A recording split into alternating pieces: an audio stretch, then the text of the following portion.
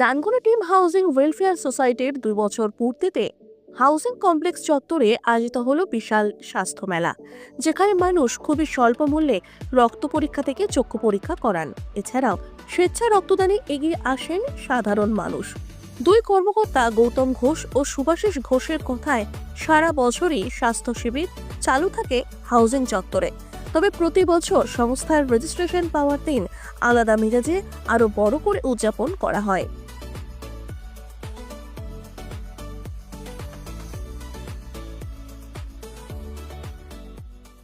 আর স্বাস্থ্য মেলা আমরা এইটা দ্বিতীয় বর্ষ।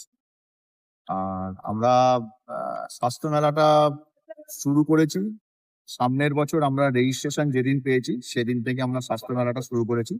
তো সেই দিনটাকে মনে রাখার জন্য এই বছরও সেই দিনটার উদযাপন হয়।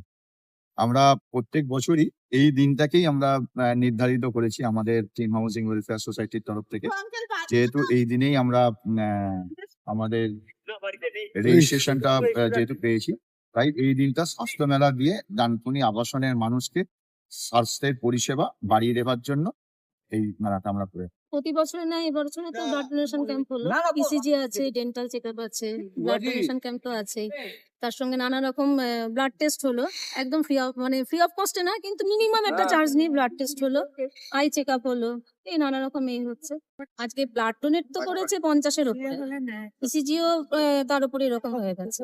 দেখুন, আমরা শুধু এই আজকে যে স্বাস্থ্য মেলা করছি সেটা না, আমরা এটা কিন্তু যদি আপনি আমাদের খোঁজ খবর নেন, আমরা 12 মাস কিন্তু এই যে মেডিকেল সেবাটা এটা কিন্তু আমরা 12 মাস দিয়ে যাচ্ছি। কাকে বাড়ি থেকে 4 তলা থেকে নামাতে হবে, লিফট নেই, আমরা সেই ব্যবস্থা করেছি, হুইল চেয়ার কিনেছি। যদি বলেন অক্সিজেন সিলিন্ডার নিয়ে রেখে দিয়েছি। ফার্স্ট এড প্রতিনিয়ত হয়, প্রত্যেক দিন আমরা রক্ত পরীক্ষা করি সকাল 9টা অবধি। সুতরাং স্বাস্থ্য মেলা হচ্ছে আমাদের বাৎসরিক উৎসব। এই মেলাকে কেন্দ্র করে সারা হাউজিং এর লোক মেতে ওঠে এবং যার যা প্রবলেম তারা আসে।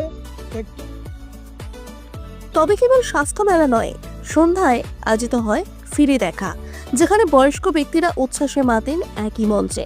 চলে ভুরিভোজ। সন্ধ্যায় এই অনুষ্ঠানের সাক্ষী থাকেন বিধায়ক স্বাতী খন্দকার থেকে শুরু করে পৌরপিতা কল্লোল বন্দ্যোপাধ্যায়, কবিরুল আলম সহ একাধিক নেতৃত্ব।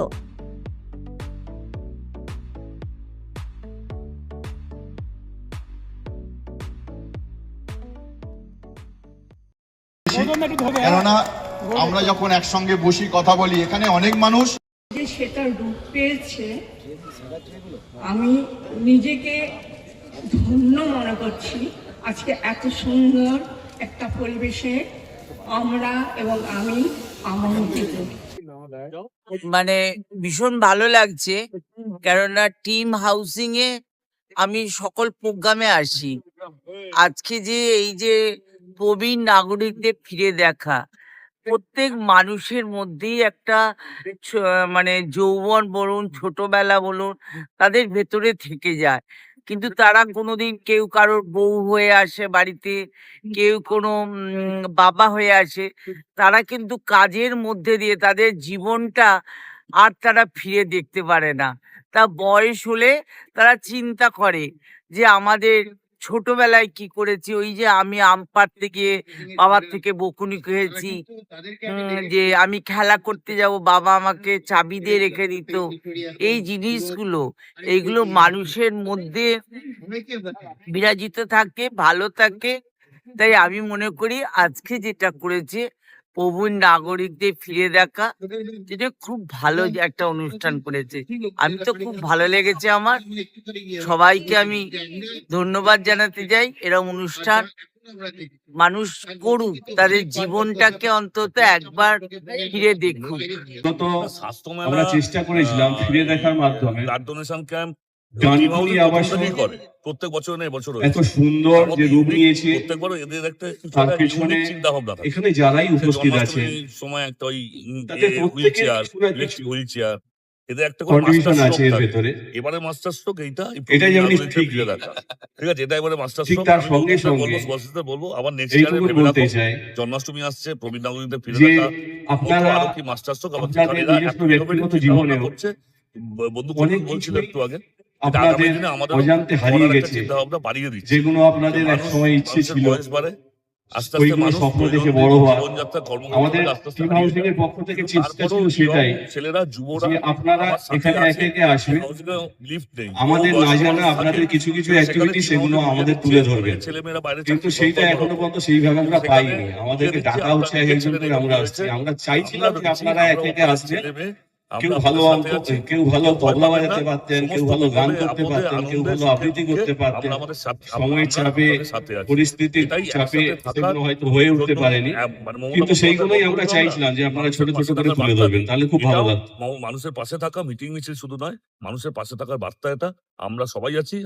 আমি প্রথমে নামটা অবাক হয়ে গেছি উত্তরীয় যে এত পরিয়ে বুড়ো মানুষের সম্মানিত করছে তারপর যখন ব্যানারের দিকে দেখলাম এবং যে প্রবীণ নাগরিকদের ফিরে দেখা, এবং অদ্ভুত ভাই একটা দাম অনুভূতি হচ্ছে। দেবাশিস এই ব্যানার্জিকে বয়সের মানুষগুলো উত্তরীয় সবাইকে এক জায়গায় পরিয়ে করেছে। সম্মানিত এবং করছে। তাদের ভাইদার বিভিন্ন- ওয়ার্ডেরই তারা এক জায়গায় বসে রয়েছে, তারা থাকে, গল্প করছে, বাড়ির তাদের জন্য খাবার বাড়ির দাবারের সুন্দর একটা ছিল। ব্যবস্থা রয়েছে, একে অপরের সঙ্গে অনেক কিছু কথার আদান প্রদান চলছে। অদ্ভুত আচ্ছা, একটা, এরপরে আমরা আবার গানে চলে যাবো। সময় তারপর- দেখলাম এখানে।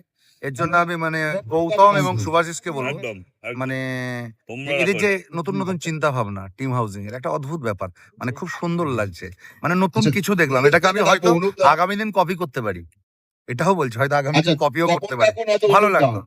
খুব ভালো লাগলো।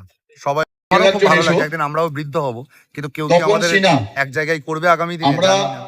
জানি যে এগিয়ে চলুক গৌতম, এই ব্লকে ভালো থাকুক, এই সবাইকে তপন নিয়ে কাকুও চলুক। থাকে, অনুপ দাও থাকে। আমাদের তো লোগো ওটাই, মানুষের পাশে থাকা। দেখুন, এত বয়স্ক লোক হাউজিং এ আমরা তার হয়তো 10% লোককে এবার আনতে পেরেছি। প্রথমবার তো প্রোগ্রামটা, আগামী বছর থেকে আরো অনেক লোক হবে, আরো অনেক জমজমাটি করে প্রোগ্রামটা করব। হঠাৎ করে এবারে অফবিট টাইপের প্রোগ্রাম কেন?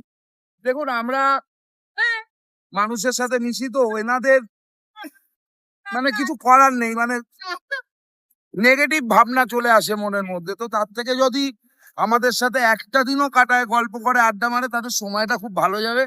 এবং ভালো লাগলো করতাম, ভালো- ভালো লাগলো। এই আশা নিয়েই আমরা প্রোগ্রামটা করছি।